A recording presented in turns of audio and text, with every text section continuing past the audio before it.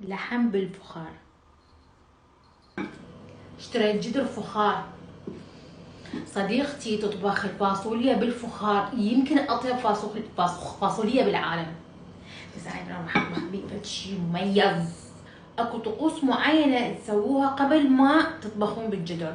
يعني انا قرأت بالانترنت لازم تنقعوه يوم كامل بالمي، وثاني يوم تدهنوه كله بالزيت وتخلوه بالفرن. خابر صديقتي وطقت صوره ودزيت لها انه اول مره دا اطبخ بيه، وطقت صوره ودزيت لها وسالت الناس قلت لهم هذا يدخل بالفرن، وقاموا يضحكون علي طبعا يدخل الفرن لانه اول مره دا اطبخ بيه. بس ما شوف شلون كيوت. نضيف شويه زبده. راح احمس اللحم، احمر اللحم على الوجهين. نفس الزيت راح نشوح البصل والثوم.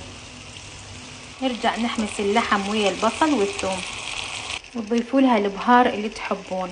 انا ضفت قليل ملح وفلفل اسود وشويه كاري حتى ما اوخر طعم اللحم. واضيف ملعقه طحين.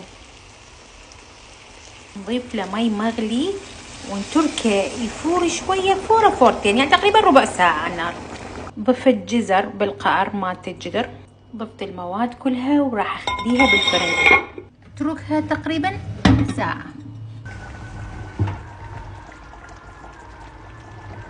ما احكي لكم عن الريحه، ياي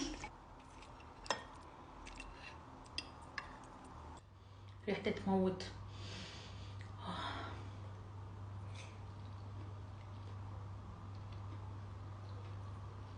بنات بسرعه روح اشتروا جذوره مال فخار.